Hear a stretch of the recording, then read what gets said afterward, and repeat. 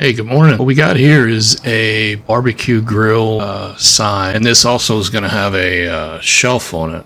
So I just wanted to show you. I got 6 magnets in the back, and I want to show you how I did that. Lining them up is easier than you think. You might think you'd have to do a bunch of constraints and dimensions and all that crap, but you don't. I'm going to do a new sketch. I'm going to start with some parameters here in case we need to change anything. And we'll do our width at 100, and we'll do our height. We'll do like 10. Okay, sketch. And I like using the center rectangle tool. Then when it's highlighted, we could just do W for width, and we'll do length. All right.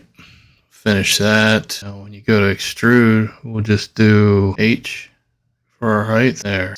Now let's pretend this is the back of our sign, and we need a space for our magnet. You choose anything you want here. First we need a sketch, and where did I do that? We'll just do it right here.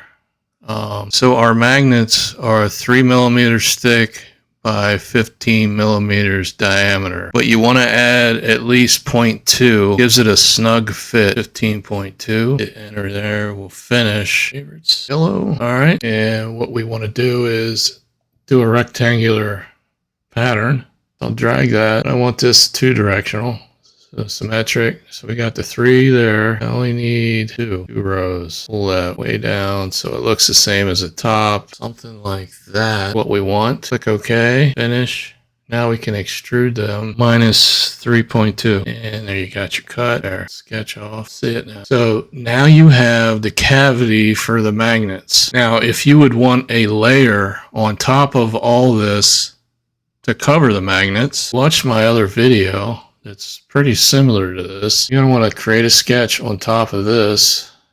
Okay. We'll use this, not the center rectangle, 2-point rectangle tool. Grab it like that. Sketch. And what we're going to do is extrude up 1mm. Join or new body, whichever you prefer. There. And in case you're wondering if I did some sort of magic trick or something, save this real quick. Call it block. Fusion 360, we can do a 3D print straight from this screen. So in this screen, it's trying to tell me that it can match the filament with the color I used in Fusion 360. You can click either one. All right. So now when I hit the slice tool, it's going to obviously slice it. But then if I pull this bar down, you can see our cavity now. So I can create a pause right here. Right click, add pause. And then this thing's going to print all the way to layer 61 and stop. You're going to insert your magnets. You're going to click resume and you're done.